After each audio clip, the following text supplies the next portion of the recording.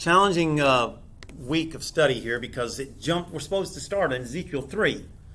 Stephen Hall sent out a text or an email this week. I thought it was interesting because he saw the challenge as well. There's no way you can just jump into chapter 3 of Ezekiel without at least acknowledging chapter 1 and verse 2, or in chapter 2, but especially chapter 1.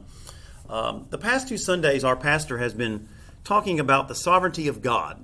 If you've been here the last 2 weeks, and he's talked about, and he used the analogy of this ship that is on course for the course has been set. It's going to a certain place, but a lot of things can happen within the parameters of the ship. So no matter from everything from the starboard to the port, from the aft to the forward, a lot of things can happen on the ship that can change the life on the ship. And what your cruise on the ship can be affected by many of the decisions that are made on the ship. But ultimately, the captain has set the course, and the course doesn't change. Even if it's delayed at very most, the course is still set. Unless there's an iceberg. Thanks. Thanks, Susan. Appreciate that. But just pretty much blowing my... Yeah, you tell Brother Bill that. Sorry. It's always somebody's got to blow it up. But the book of Ezekiel, I think, is somewhat similar. You have the sovereignty of God. There's things that are going to happen. And just like we had with Esther was, you recall that Brother Bill made mention a couple different times that God could choose someone else to save the Jewish people. Ultimately, God's people were going to be saved regardless if Esther stood up for them or not. So Esther had a choice. She could either be the one or God would find someone else. It's God's sovereignty. And so I saw the similarity of that as I got into Ezekiel this week, that there was a course set for God's people, but God was going to use Ezekiel, but if Ezekiel didn't do what God commanded him to do, God would just pick someone else. And that's the way it's said. God's course is set. And so who is Ezekiel? Let's just talk a little bit about who he is before we get into this book some. So Ezekiel was a Levite, which if you know anything about Levites, then you know that they're in the priestly line of the tribes of Israel.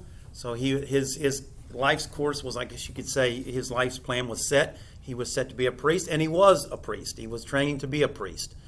When we open this book, he's in his 20s, and then verse 1 tells us he's in a different time, but he's in his 20s. He's a priest, and ultimately he's planning to be a priest in the temple when he turns age 30. And his life seems to be going in the direction that, a 20-year-old wants it to go.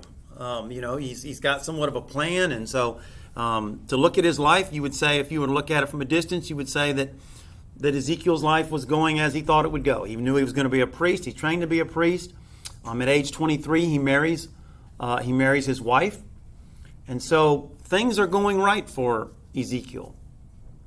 But he is unaware of a couple of events that are going to happen in his life that are drastically going to change the course of his life.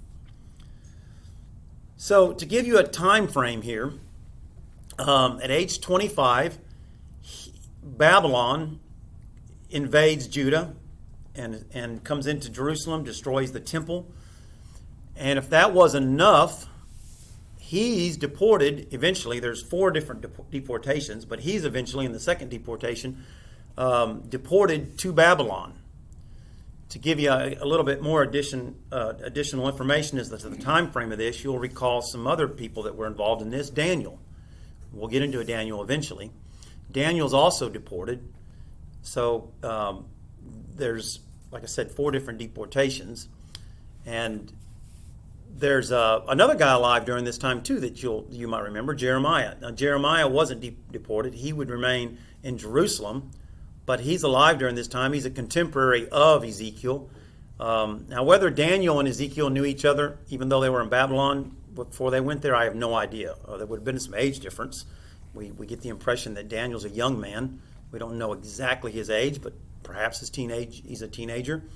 And we know that Ezekiel is 25 when Babylon invades. So there's a difference in age. And, of course, Daniel would have been in probably some type of schooling, whereas Ezekiel was trained to be a priest. So we actually talked about Daniel, I think in 2018, we studied Daniel in depth.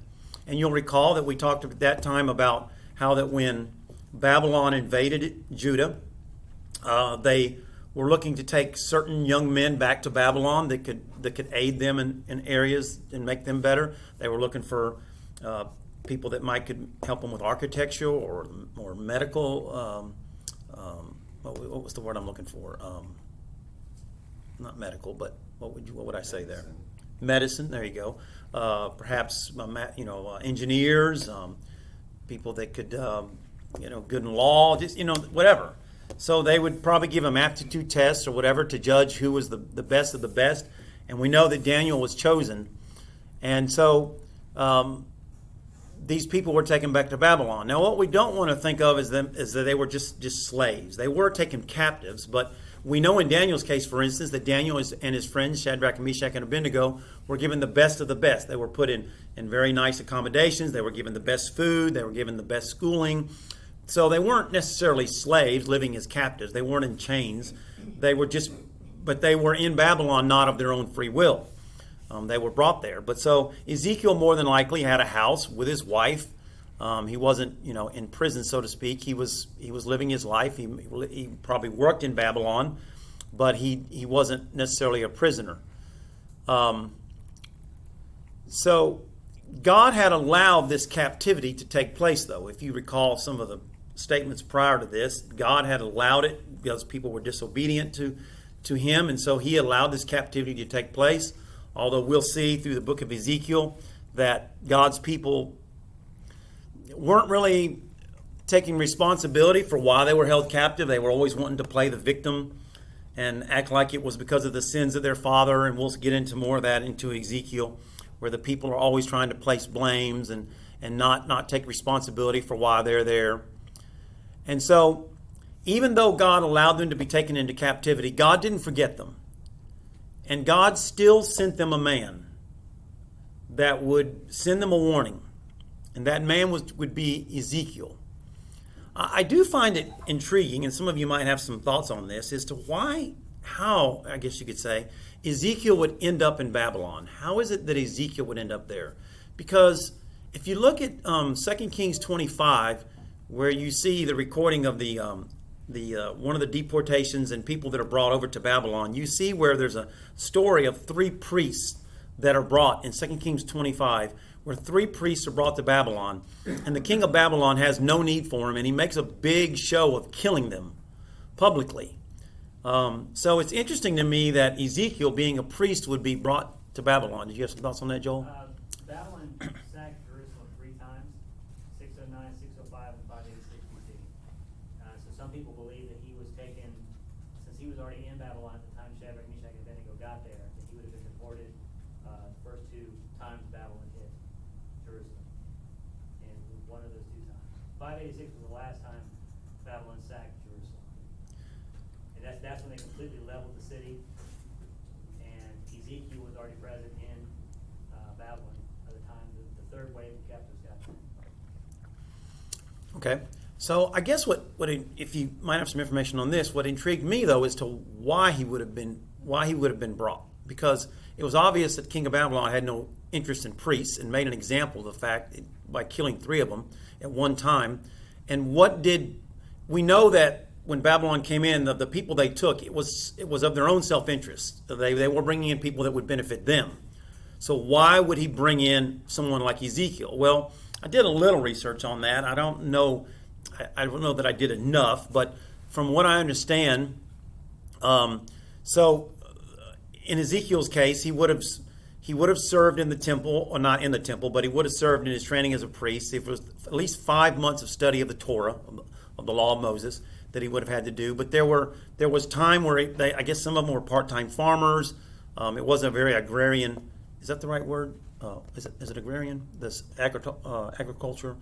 It was a society that where people did a lot of farming. But it made me wonder if Ezekiel had some other skill or some other talent or some other ability that interested the Babylonians as to why he would have been brought. Regardless, it really doesn't matter. God wanted him there for a reason. He had Jeremiah and not being brought, but he had Ezekiel in a place where he wanted him.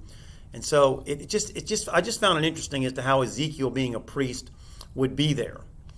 But God had a purpose for it nonetheless. And in chapter 1, verse 1, we kind of see the setting as to what happens here. It says in chapter 1, verse 1, "Now it came to pass in the 30th year, in the 4th month, in the 5th day of the month, as I was among the captives by the river of Shebar, that the heavens were open and I saw visions of God."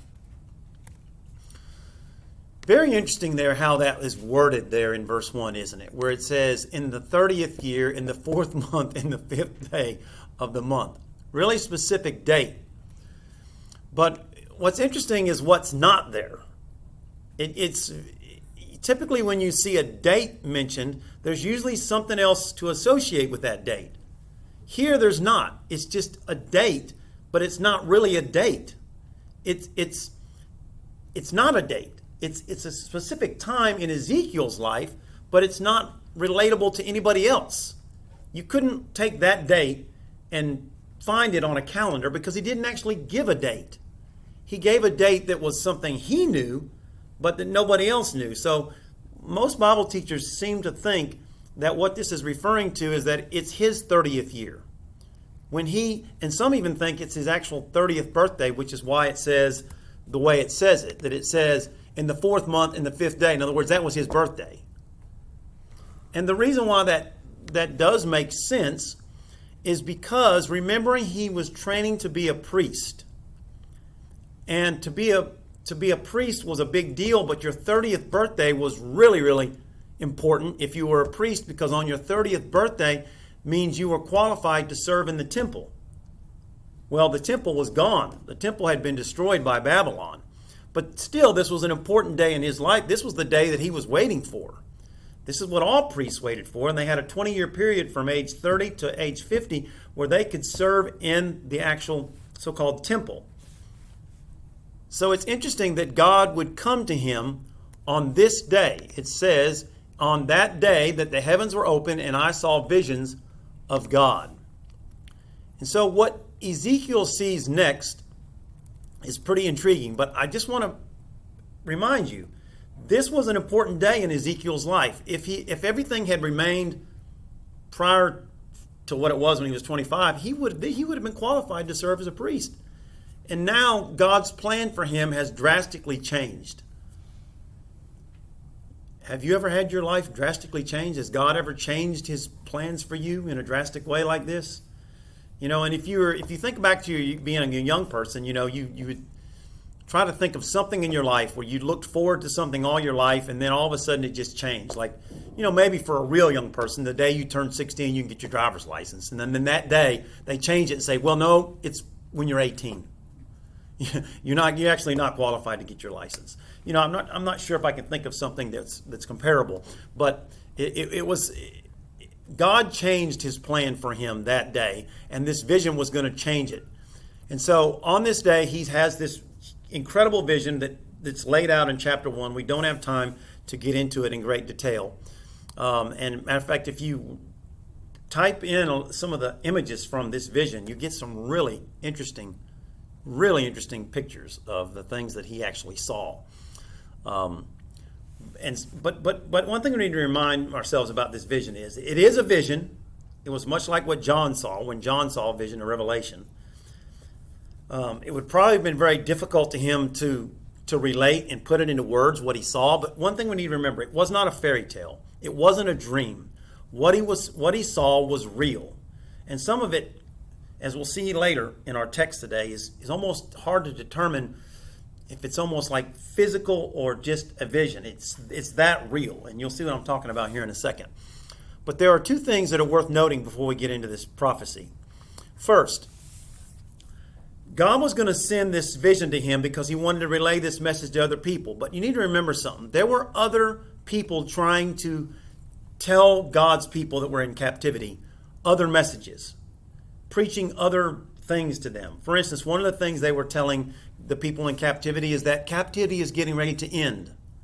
And you're not going to be in captivity anymore. Well, God's message was going to be completely opposite of that. But what would people want to hear? People would rather hear what sounds more pleasant to their ears. People don't want to hear things that are, negative. They want to hear things that are positive.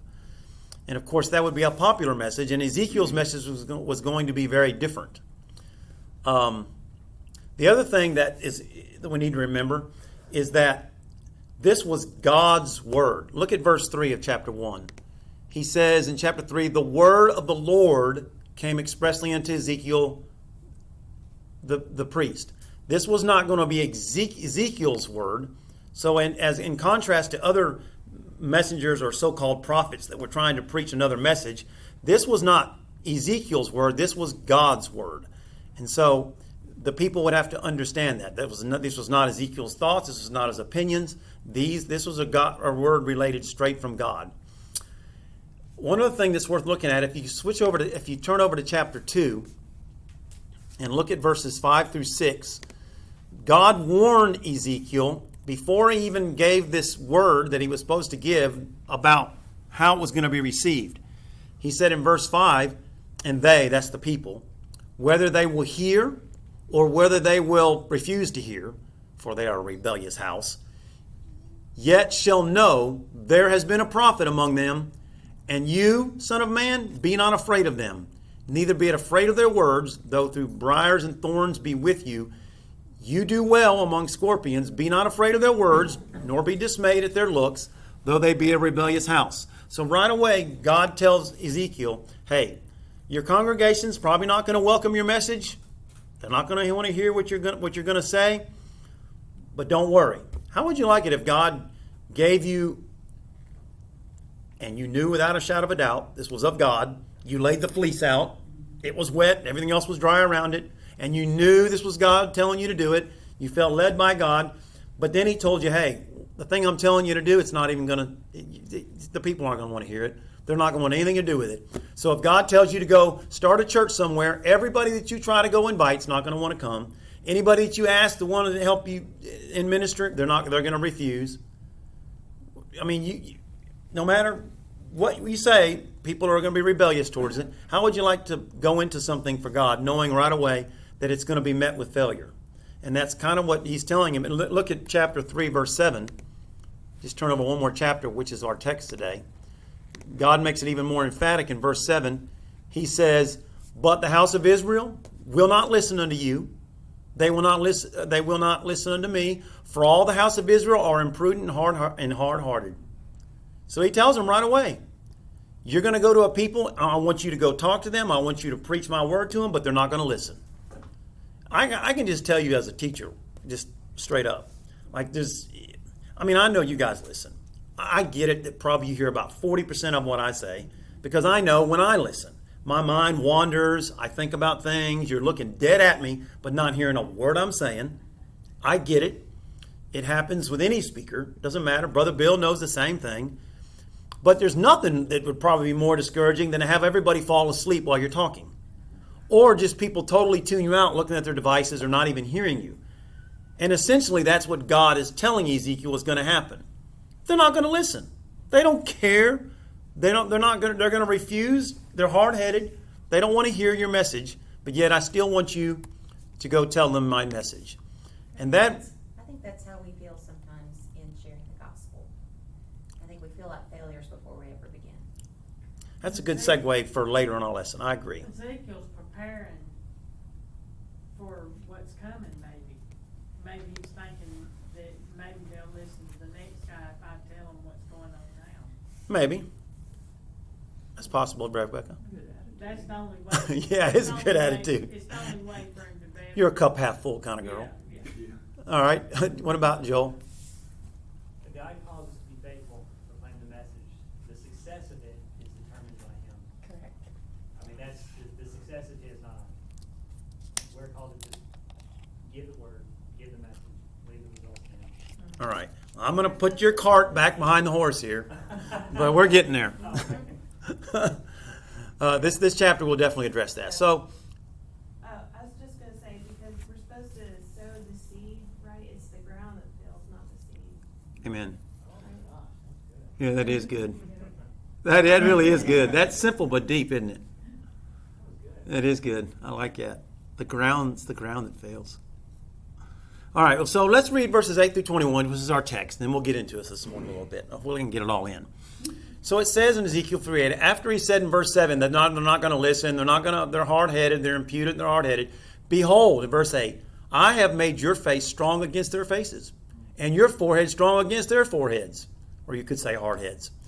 As an adamant, harder flint have I made your forehead. Fear them not, neither be dismayed at their looks, for they be a rebellious house. Moreover, he said unto me, Son of man, all my words that I shall speak unto you receive in your heart, and hear with your ears, and go and get them to them of the captivity of the children of your people, and speak unto them and tell them, Thus says the Lord God, whether they will hear or whether they will refuse to listen. Then the Spirit took me up, and I heard behind me a voice of great rushing, saying, Blessed be the glory of the Lord from his place. I also heard the noise of wings of the living creatures that touched one another, and the voice of the wheels over against them, and a noise of great rushing. So the Spirit lifted me up and took me away, and I went in bitterness in the heart of my spirit. But the hand of the Lord was strong upon me. Then I came to them of the captivity of Tel Aviv that dwelt by the river Chebar, and I sat where they sat, and remained there astonished among them 7 days. And it came to pass at the end of 7 days that the word of the Lord came unto me, saying, Son of man, I have made you a watchman unto the house of Israel. Therefore hear the word at my mouth, and give them warning from me. When I say unto the wicked, You shall surely die, and you give them not warning, nor speak to warn the wicked from his wicked way, to save his life, the same wicked man shall die in his sin or his iniquity. But his blood will I require at your hand. Yet if you warn the wicked, and he turn not from his wickedness, nor from his wicked way, he shall die in his sins. But you have delivered your soul. Again, when a righteous man does turn from his righteousness and commits iniquity, I lay a stumbling block before him. He shall die, because you has not given him warning. He shall die in his sin, and his righteousness which he has done shall not be remembered. Blood is blood will I require at your hand. Nevertheless, if you warn the righteous man, and the righteous sin not, and he does not sin, he shall surely live, because he is warned. Also, you have delivered your soul. Good stuff there, huh? Now you can see why you got where we're going with your statement there.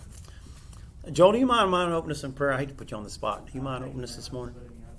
Yeah, I know. I hate when people put me on the spot, but yet I do it to other people. Sorry. Heavenly Father, you're giving to us this morning a very relevant word. So I pray that as these things were written for our learning, we would take heed and pay attention to these things very closely and listen to what you have to say to us this morning. We ask these things in Christ's name. Amen. Amen. So I don't have much time to get all this in. I really I painted myself in a corner to get this much content in, but I'm going to do my best, okay? But it's going to provoke comments, so we'll see we'll just get what we can in, okay? If we don't get it all in, we don't get it all in. I don't want you to feel like you can't interject if you feel, because there's a lot of good stuff in here where I feel like I actually put places in my lesson I want you to jump in, okay? And I'm going to ask you questions. I want to know your thoughts. So in verses 8 through 9, let's just go back there and look at verses 8 through 9 again. He says, Behold, I have made your face strong against their faces. How does someone else's say the next part? Mine says, in your forehead strong against their foreheads. How does yours say that? Okay. And your forehead is hard as their forehead. Okay. Okay, so right away what we have here is, actually, I tell you, in verse 7, I want to reiterate what he said in verse 7. In verse 7, he said they're not going to listen. That helps us understand what he means there in verse 8. So in verse 8, he's saying, because they're not going to listen, I'm going to make you as hard-headed as they are. What do you think that means, that he's going to make them as hard-headed as they are? Is he going to change? The positive word would be determined. Okay. I like that. He is going to be just as stubborn and obstinate for the truth as The they are opposite. stubborn and obstinate against it. Yes. Oh, that's Exactly. great. That is good. That's well said. Well That's what said. my footnote says. It says, this equipping forms the necessary step to the final charge. Okay. So yeah, so I like what you said. I had actually had that in here. He was going to make Ezekiel's obstinate as hard as they were, but I agree. It's in the for right his way. truth For the right way. as much as they were against the truth. That puts different perspective I on think it. of two rams hitting heads. One One for the truth and one against. I think this is also a great place to interject the name of Ezekiel. Does anybody know what his name means? I got to be honest, I didn't until this week. Does anybody happen to notice? You get bonus points. His name means God strengthens or God hardens. Isn't that interesting? The reason that's extremely interesting is because what was he training to be? A priest. But God was now switching his role to be a prophet. Now, I get it. There can be a priest that's a prophet. I think Samuel might have been a good example of that. Samuel was a priest, but he also was a prophet. So, yes, I understand it. But it appears to me that God's saying, you're not going to be a priest. You're going to be a prophet. You know, you thought you were going to be a priest. You thought you knew what your plans were for your life. But I've got something different for you. So You don't have a temple anyway, so. that's true. It always intrigues me how God makes a person live out what their name is. I know, isn't it? Yeah. Philemon was a good, Yeah. or no, Onesimus. Yes. You know, way before they walked it out. Yes. So, yeah, that's God strengthens or God hardens. So I couldn't help but overlook that when you read this verse. Then verses 10 through 11, God continues and he says, Moreover, he said unto me, Son of man, all my words that I shall speak unto you, receive in your heart and hear with your ears. Can't ignore that verse. Actually, I'm going to come back to verse 10. Let me look at verse 11 first. Let me go to verse 11. He says, and go and get them to them of the captivity unto the children of who? Your people. Your people. That's interesting. So when I read that, you know who I thought of when I read this? I know you're going to think, how did you get this out of it? But I thought of Jonah. I started to bring up Jonah a while ago when you were talking about going to tell some people that something they didn't want to hear. I said, But this is the antithesis of Jonah, because Jonah's going to people that weren't his people. Right. He was going to people that he hated, he despised. Of course, he didn't want to go. We know that. Yeah. We got the whole story of him trying to avoid doing what God wanted him to do. He wasn't obedient. So he ends up, eventually going where he should. But then even after he preaches the message, he's almost happy to preach it because it's a message of negativity that God's going to judge you and he's going to take you out. And he's excited to see him do it because he doesn't like these people. But here, Ezekiel is doing the exact opposite. Ezekiel is going to who? The people in captivity, his people. So if you think about it, he's having to preach this message to his people. It'd be like God telling you to tell your family something that you know they're not going to want to hear. And so going to your own people is always harder, isn't it? Going to a foreign land where you don't know anybody could be easier. Going to your own family members and trying to witness is always difficult. It's extremely difficult. And here, God is going to send him to people that were in captivity, the people he could relate to. By the way, some of these people could have even been related to him. It's possible. So I think that's interesting to me that he's having to preach this message of impending doom to his fellow captives. But this is when now I want to come back to verse 10. Verse 10 is important because he had to do verse 10 so that he could do verse 11. He says, Son of man, all my words that I speak unto you, in order to do verse 11, you got to do this. Receive in your heart and hear with your ears. Now, he's not just saying, okay, so Tommy will tell me, there's a difference between hearing and listening. There's a big difference between hearing and listening. I am really good at hearing, but terrible at listening. So what God is telling Ezekiel is, listen and receive in your heart. So in other words, all right, Ezekiel, I'm giving you a message, but I don't need you to be a translator. I got enough translators. Anybody can translate. A translator just basically mimics and says the same thing what he said, but in a different form to somebody else. So he's telling Ezekiel, there's a big difference between a prophet and a translator. I need you to receive what I'm saying and believe it in your heart, because if you believe what you hear, then you're going to preach it with a little bit different, a different sense of Fervency, yeah. What's the word? Fervency. Yeah, good word. So in verse 10, he's saying you've got to receive it. So I think, and really, if you apply that to us, there's a difference. I always go back to this account in Matthew where the Bible says there'll be a point in time where God says, I never knew you. You can have people that so-called preach the message that can end up in hell. But there's a difference between somebody who really received the message, a true believer of God, that preaches it with a different fervency, I guess you could say. And so what God is telling Ezekiel is receive it in your heart. Listen to what I'm saying. And I think that's true of us. It has to resonate with us in order to really share the gospel. The gospel has to be authentic and real and resonate with us before we can share it with others. Otherwise, we're just a translator, not a communicator or a believer. Then verses 12 through 15, he says, Then the Spirit took me up, and I heard behind me a voice of great rushing saying, Blessed be the glory of the Lord from this place. And then he goes on to describe what he heard. I'm not exactly sure what that's saying. I'll just be honest with you. As you know, I drive a truck for a living. I'm a blue-collar guy. I've never been to seminary. I depend on learned men of God that have been to seminary, and I read a ton of commentaries, and I couldn't honestly get a good consensus from any of them on this particular verse as to whether this being lifted up, and it gives it not only it says that it was he lifted up, but then he's there for 7 days. It says in verse 15. So, I don't know if any of you have any thoughts on this, if anything comes to your mind, but it says the Spirit took me up. And then he's lifted up, and in verse 14, so the Spirit lifted me up and took me away. And so I don't know if this is physical, if it's spiritual. I don't know.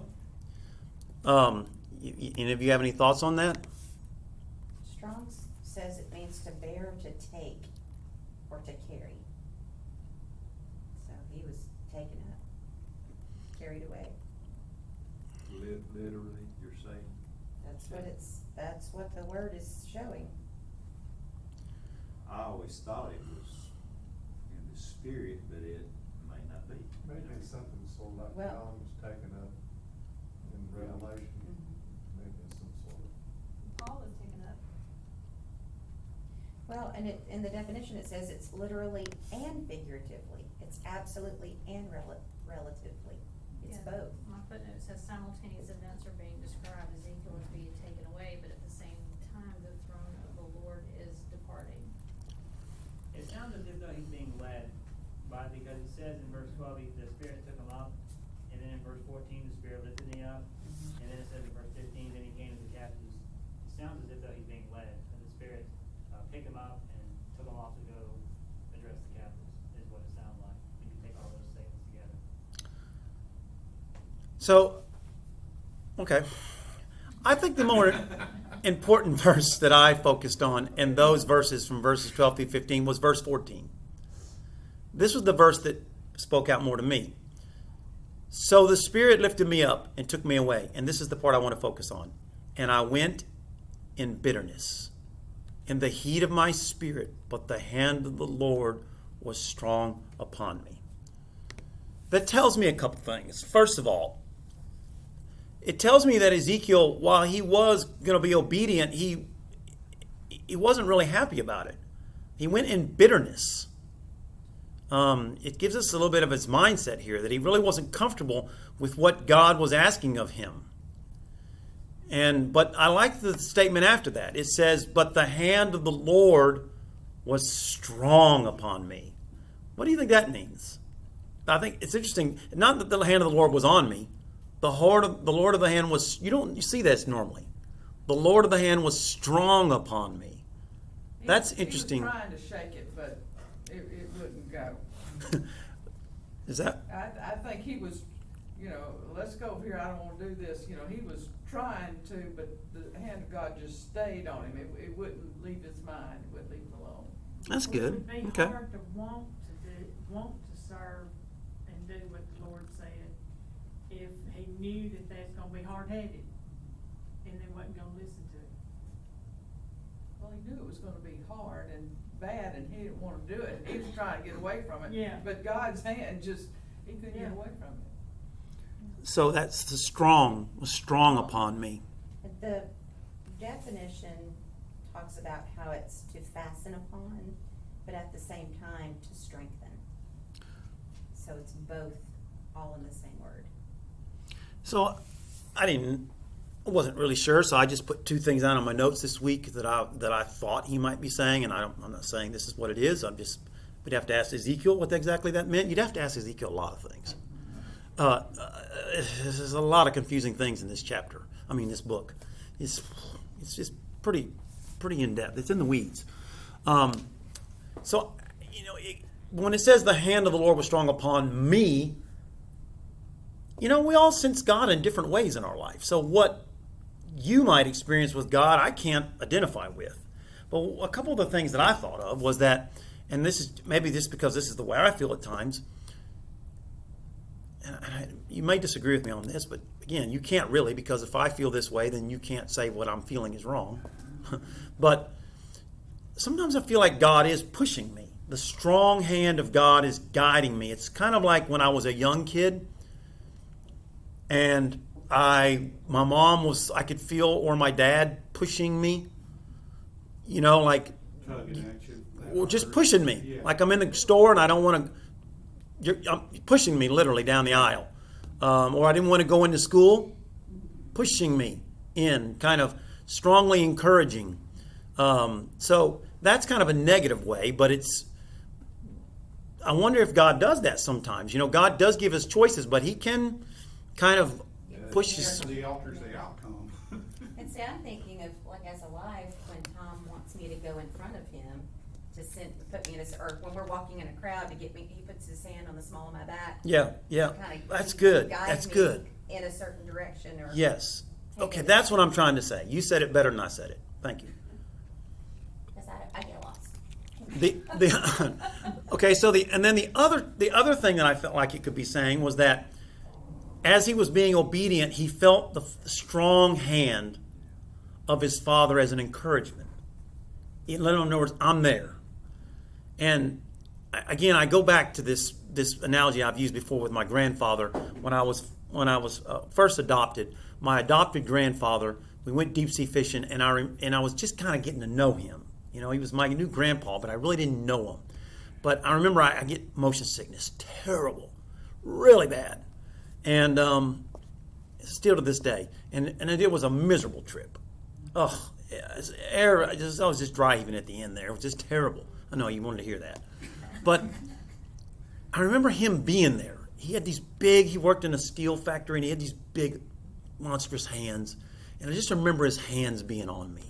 And it was that day I felt accepted by my family. He was just there. It was hard for him to watch me just constantly throwing up, but he never left me. He was there. I was on the side of the boat just getting it all out, and he just was there. And I felt love that day. I just felt his love kind of radiating through his hands to me, and those big hands on my shoulder. And that's the way I wondered if Ezekiel felt some of that. Then verses 16 through 17. And it came to pass at the end of 7 days. So you kind of get the impression, Joel, that maybe this is literal. That the word of the Lord came unto me saying, Son of man. I don't have time to get into that Son of man. I know it's mentioned a whole bunch in Ezekiel. Maybe we'll talk about it, but I can't get in there today. I have made you a watchman unto the house of Israel. Therefore hear the word at my mouth. Give them warning from me. When I read that this week, I started thinking about warnings. Oh, my mind went all over the place. Warnings. And, excuse me, so while I was actually typing this yesterday, the first thing when I thought about warnings, I looked up and there's a carbon monoxide thing in our room. They require them now in your bedrooms, It's kind of a new, when an electrician came in and redid our wiring, they put one of those in all of our rooms. It's just kind of weird, We used to have it in the hallway or something, but now it's in our bedrooms. So, but, when I looked at it, I was like, well, there's a warning thing right there in my bedroom. So, like, if Tommy and I are sleeping at night and something happens in the house, that thing, I've heard it. It will warn you. It flat out will do its job. It gives us a warning. And really, we depend on warnings a lot throughout our life. And as I mentioned a couple of these, you'll probably think of a few more. You can shout them out. I don't care. But smoke alarms and carbon monoxide detectors are pretty important, and we all have those in our houses. Hopefully yours has battery backup and so on and works. But we sleep with a tornado in our house because we have 3 fans and the air conditioner on at 66. So we wouldn't hear a weather siren that goes off in our neighborhood. So fortunately, our phones give us warnings. They're pretty good now. If it's in your neighborhood, James Spann can tell you when it's turning the corner by the barbecue place. But your phone, if you're not awake and watching James Spann with the suspenders, then your phone, you rely on it, and it gives an alarm. It's pretty. It's pretty. What's the word I'm looking for? Reliable. Alarming, yeah. Alarming. What is the other? Reliable. You're reliable, but it's wakes you up. It's really loud and It's obnoxious. abrupt. Yeah, abrupt. Shrewd, yes. So that's a warning. When you get in your car today, you might drive on the way home, and you might have a warning light. You might just get a little one that says check engine light, and it could just be the O2 sensor. That happened to me when I pulled in the car. Did it? Oh, yeah, that's a warning. It went right back on. That's a warning. Or But you your may. seatbelt beepy thing. Yeah, but then some warnings are more worse than others. Like you check engine light, that's okay. You got time. You can, we ignore those. But if one comes on that says brakes, you'll probably pay attention to that one, because if the brake light one comes on, that's pretty important. Or if it says temperature, like your water's overheating, that's pretty important. Or if it says transmission or something like that, that's a pretty big warning. So we do have a lot of warnings. And the thing is about warnings is we rely on those to give us to alert us, because typically when warnings go off, we're not planned for the warning. That's what the warning is for. We don't plan for my check engine light, or I don't plan for the smoke detector in my house to go off. It's, I think there's a commercial right now that's going on for some insurance company where they get a call and it says, tomorrow you're going to have a tree fall on your house or whatever. And he's like, oh, can I change that? Can we switch that to the next day? It doesn't work that way. But the idea is that warnings give us some advance notice so that we can plan on it. And by the way, God is an advocate of warnings. God loves to warn. Matter of fact, the very first thing he did, he put 2 trees in the Garden of Eden, and he actually put a warning label on one of the trees. Think about that. Have you ever seen a tree with a warning label?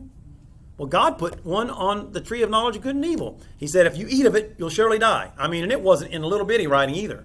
It was pretty blatant. You eat of this tree, you die. So God has always been an advocate of warnings, and if there's anything about God that it's an attribute, it's that he's long-suffering. And one of the main roles of prophets was to do what? Warn. God always has been a person, a God of warnings. And so the things about prophets is that prophets were not like military generals or somebody that works at the White House that has a top secret clearance. People that have top secret clearances, they're given information that may not ever be known to anyone. There's been people, some of you may have had a top secret clearance, or you have information that you cannot give to me. It's only information you know. And you may die with that information.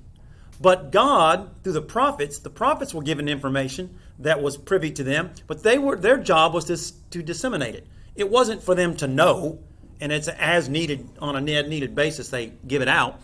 The prophets were given information to warn people, and they were to actually do that, warn people. So when God told Ezekiel as a prophet this information, his job was, he says in verse 17, you are to be a watchman. You are to provide the warnings. In other words, what he's saying is, I want you to be the first modern Paul Revere. And essentially what God is saying in this, and what we can garner out of this passage is that that's what we're to be. We're to be watchmen. We're to be warnings. We're to be Paul Reveres. And by the way, it doesn't take... I know Paul Revere I think he's an industrialist, and he was a man who was an engraver and so on and so forth. He had qualifications, but none of those qualifications made him a good warning person. That wasn't what made him, because he was an engraver didn't mean he was a... Yeah. He could ride a horse. He could warn. He could yell. Anybody can do that. Anybody can warn somebody. There's no special qualifications to sound an alarm. And in all truthfulness, God doesn't need more preachers. He needs more noisemakers, more alarmers, more people that will ring the alarms in their small circles. And that's what Ezekiel was called to do. And then very quickly, I got to hurry, in verses 18 through 19, he says in verse 18,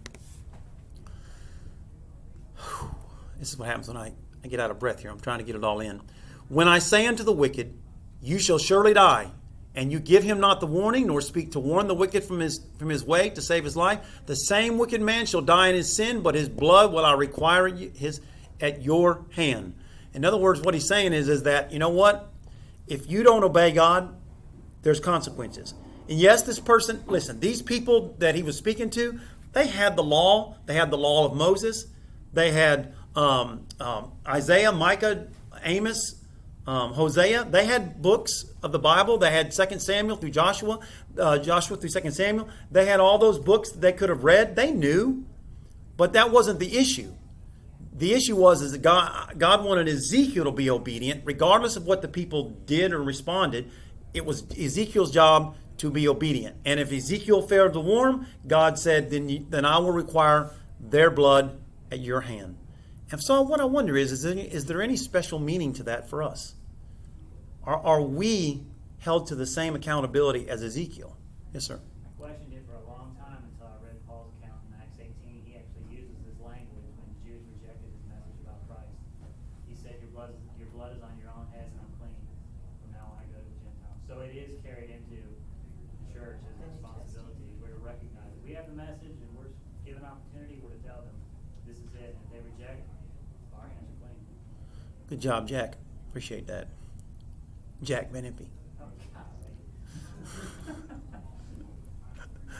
You always find those. I wish I could do what you do, bro. I really do. I'm envious of that. I shouldn't be, but I am.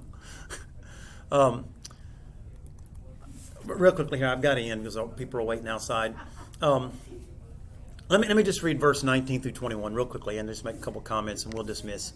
In verse 19 he says, "Yet if you warn the wicked, and he turns not from his wickedness, nor his wicked way, he shall die in his sin, but you have delivered your own soul." Again, when a righteous man does turn from his righteousness and commits iniquity, I will lay a stumbling block before him. He shall die because you have not given him warning. He shall die in his sin. Now notice that. His sin and his righteousness which he has done shall not be remembered, but his blood will I require at your hand.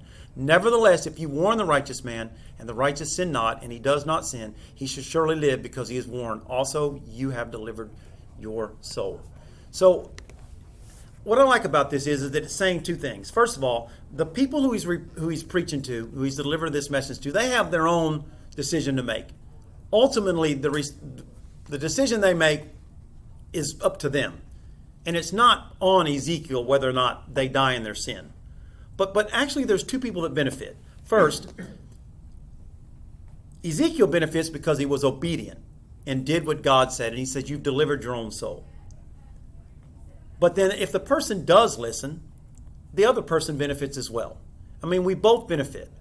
So essentially what God is saying is regardless of what the person you witnessed to this week, regardless of whether or not they receive the word or not, what does the Bible say? My word shall not return void. And we have to have that in the back of our head to understand my job is to be obedient and be a watchman. And I just wonder, how well are we doing in our mandate as to being a watchman? How many warnings do we give out? I was thinking to myself this morning, when's the last time? I've led people to Christ, but when is the last time I've led someone to Christ? Am I issuing enough warnings? Am I really being a good watchman? I had that conversation with myself yesterday. Me and Walker, we went to Collinsville with the flea market yesterday morning. Before I left, I stuck me 2 or 3 of the Roman road little tracks in my pocket. Try to be a good witness. When I got back, I had the track still in my pocket. I wonder about how did I do it. Sometimes I find myself thinking, I get credit for putting them in there and being ready. But really, is that enough? When I left, I was planning on looking for opportunities, but you get anyway. You get Well, and distracted. in our But previous church, God puts people in your. That's what I was fixing to say, God puts You them need to in, be prepared. whether you're there or not. Yeah. and in our previous church, we talked a lot about threading the gospel. That sometimes conversations we have are not necessarily, let me sit down and tell you about Jesus Yes, and how he that's needs to right. save your soul. Right, right. It's not always that direct of a conversation as much as it is On. threading in the attributes of God or the sinfulness of man or it's all of those threads that begin to prick You're people's pointing people hearts. to Christ. That's right.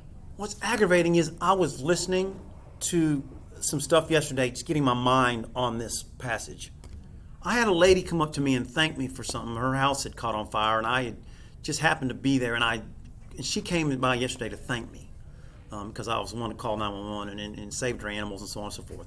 And so, right after she left, I do the same thing. I'm thinking that was the opportunity. And why did it not hit me? Why does it hit me 30 seconds after she drives out of the driveway? To me, that just bothers me. Well, every conversation we have can be a gospel-centered conversation. And that should have been, by the way. Everything can point to God in some way, and there are people that will catch on to that are other believers that will say, "Oh, where do you go to church?" And then it begins a real encouraging conversation of discipleship. A lot of times just a statement, Yes. a little statement here and there. And it will absolutely draw in that conversation or questions from someone else, or else they just kind of look at you like, "Why are you talking about God in like a normal conversation?" Yeah, but that's okay. Because that's okay, who we too. are. Yeah, I like the thread in. Yeah. Yeah, I do too. Yeah. All right, guys. Well, thank you for your patience this morning. Thank you for y'all being here. Ezekiel's going to be fun. We'll just end it for a few weeks, and then we move over to Daniel. But thanks for letting me. It was hard to get. I had to introduce, so thanks for letting me have some introducing and then to get into the passage this morning. And thanks for sharing some good stuff. We had some good stuff in here today, didn't we? And we talked about names, Yeah. and I think of Dickens with Ebenezer Scrooge, because Ebenezer is one who helps. One who helps. It's referencing, that's why they place stones of Ebenezer in the Bible, and Dickens used his name because he became a helper to the poor. That's pretty cool, isn't it? That is really cool. Yeah. That's the way the Bible does it. It really does. I mean, Ezekiel's name, I never knew that was what Ezekiel's name meant. It makes so much sense when you see his name, the meaning of his name. Once God determined his plan for his life, that the meaning of his name and his mission were synonymous. Well, Mike's great nephew is named Ezekiel. Great Pam. That's cool. Wow. That's a great name. That he'll minister. Well, thanks for being here today, guys. We need to get out here so the other class can get in. I hope you have a great week. I'll see you next week. It's good class today. Thanks for sharing, guys. Y'all did an excellent job.